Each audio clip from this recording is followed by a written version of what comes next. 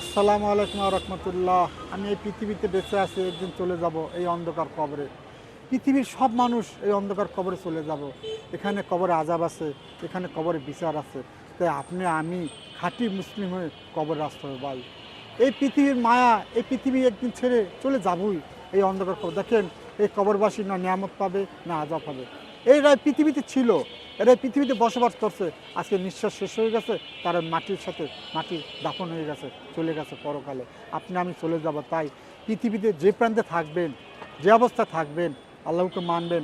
হুজুর সাল্লাল্লাহু আলাইহি পৃথিবীর সমাজ তাদের সাথে ভালো করেন। দুদিনের দুনিয়া, দুদিন বার সবাই চলে যায়, আমরা জানি বুঝি, কিন্তু আমার করি না ভাই। করে যান, মহান আল্লাহ বলছে খাঁটি মুসলিম কবর এসো না। হুজুর সাল্লাল্লাহু সাল্লাম বলছে কবরে আজাব আছে, কবরে বিচার আছে, তা আমরা বুঝি কিন্তু করি না ভাই। করেন। দুদিনের দুনিয়া, দুদিন বার সবাই চলে যাব। অন্ধকার কবরে পাড়ি দিয়ে যাওয়ার আগে আপনি আমি খাঁটি মুসলিম হয়ে কবর আসি ভাই। এখানে অনন্তকাল আপনাকে আমার থাকতে হবে ভাই। কী নিয়ে যাবেন, কি করতেছেন, একটু ভাবেন, একটু চিন্তা করেন, কারণ এটা আমাদের আসল ঠিকানা ভাই। করে যান ভাই। যদি আপনি আমি করে মাপ পাবো, যদি না করি মাপ